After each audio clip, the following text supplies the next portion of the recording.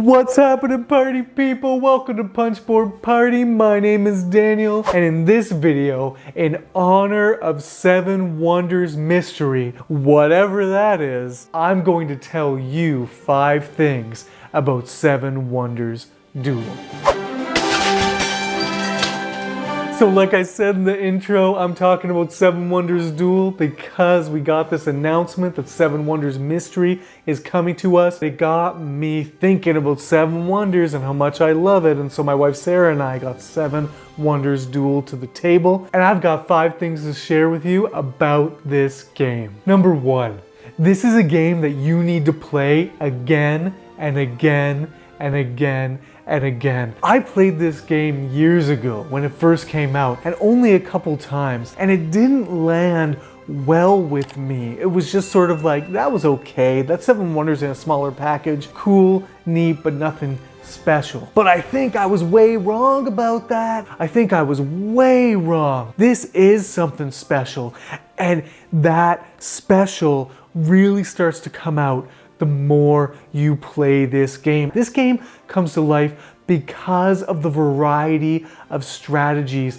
it has to offer. You can play this game a million different ways and come out on top, but that's only going to become clear to you if you play this game multiple times. Do you want to go for a total science victory by collecting 6 science symbols and then you just win the game? Or do you want to just wash your opponent out with a military victory and blow them out of the water, winning the game in the second round like Sarah did to me? Or maybe you're going to play it safe and go old school with just getting a lot of brown and gray resource cards so that later on in the game you can buy whatever you want. You can just do all sorts of different things, and the more you play, the more rewarding it's going to be for you. Number 2, the card pyramids of this game are a pain in the butt. Each round you have to structure cards out on the table in a different pattern or formation,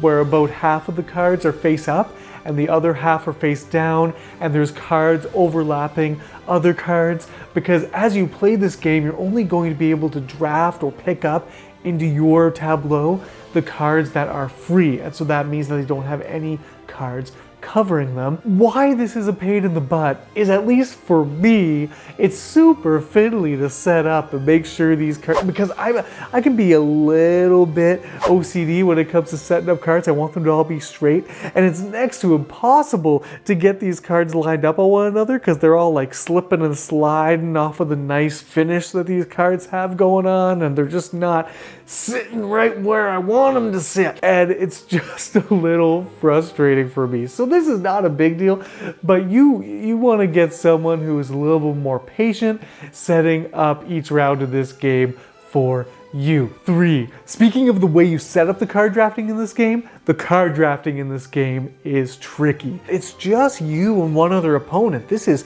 head to head. And so when you are drafting a card, you are potentially making new cards available. Some of those cards that you're making available, you know what you're making available. Other cards are face down and they don't turn face up until they are accessible. So you don't know exactly what opportunities you're giving to your opponent. And so there's this really cool tug of war where you might be drafting cards in a certain way so that your opponent has to draft a card that makes the card that you want available next for you on your turn. Or sometimes you're just plain old stuck with picking a card that's going to give your opponent a really valuable card. And so trying to manipulate the way that you're drafting cards so that you're revealing things to your opponent that aren't as good for them and things for you that are great for you. This just makes for a really cool puzzle to figure out. Number 4, so unlike normal Seven Wonders, selling a card for money is actually pretty viable in this game in a really interesting way. So the market cards or yellow cards in this game make the cards that you choose to discard in this game more valuable. So you're going to get 2 coins for every card you discard, plus 1 coin for every yellow card that you have in your tableau. So you can really build a viable strategy around just getting a bunch of yellow cards into your tableau, and then instead of getting base resources, you can just kind of make a money engine out of discarding cards, and then you have a bunch of money to spend on other cards as they become available. And so it was really neat to see kind of the markets and the discard action amped up in this game, because those were two things that I tend to avoid when I'm playing normal Seven Wonders. I try not to discard cards as much as possible, and the market actions, I might get a couple to make things cheaper for myself, but by and large, if I have a choice to get something else, I usually do. But in this game, market cards and discard action was on an even playing field with the civilization cards, which is always my go-to strategy. Get those points, baby! 5. Another improvement from normal Seven Wonders, the wonders in this game are just better. And so how this works is that at the beginning of the game, you're going to draft